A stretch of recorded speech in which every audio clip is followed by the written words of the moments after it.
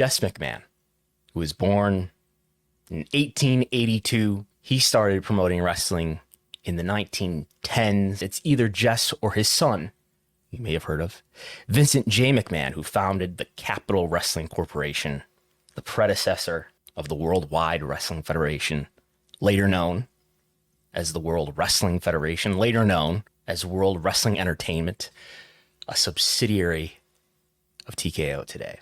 But it was long assumed that after Vincent K. McMahon, after he was all done with the business, that WWE would be passed on to the next generation of McMahons, Vincent K. McMahon's son, Shane, his daughter, Stephanie. And who could forget the weird opening of WrestleMania 20 in 2004, where I think this is Declan, this is Shane's son. In any event, where are we today in terms of Vince McMahon? In terms of McMahon family ownership, including the shares that are held by one Vincent Kennedy McMahon. How many shares does he have left after the multiple stock transactions that he's engaged in since November? Vince McMahon has just under 5% of TKO. Such an important threshold, 5%, when it comes to the Securities and Exchange Commission. When you're under 5%, there are fewer disclosures that you have to make. When you're over 5%, there are more disclosures that you have to make. There would be disclosures that you would have to make if you were an executive, one of the named officers, or if you're a member of the board of directors. Vince McMahon used to be an executive and used to be a member of the board of directors, executive chairman. No longer, after January 26th, when he stepped down for reasons. This shows here over here, it says the maximum number of shares that may be offered pursuant to this prospectus. And we have 8,021,405 shares listed for Vince McMahon, the maximum number of shares that may be offered.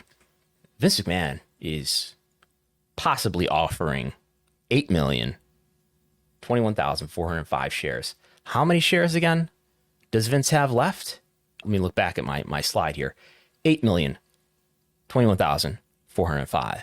That's every one of his shares. That's all of them. This document doesn't necessarily say that all of the shares that are listed here in this column are going to be sold, but they might be. There's some context here within which this should be read, right? In that Vince made a really big sale in November. He made a couple more sales in March. He made more sales in terms of the dates in the lead up to WrestleMania. This could be a means for him to get rid of the remainder of his TKO shares. We could live in a world in the not too distant future in which Vince McMahon owns none of TKO and thereby WWE. Will we know when this happens? Not clear. I mean, of course, it could always be reported in media if media were able to gather this information. By the way, Stephanie does, as far as we know, and she's got less than 5% of the stock. So I don't know that, if she made sales of her shares that we would have to know about it. But as of last there was a filing associated with it. I believe she held somewhere around 2 million shares. So remember, Vince has got 8 million. That's just under 5%. She's got a lot of shares that are worth a lot of money, but not that much when it comes to control of this company, certainly. Vince is getting rid of almost all of his stock, perhaps all of his stock.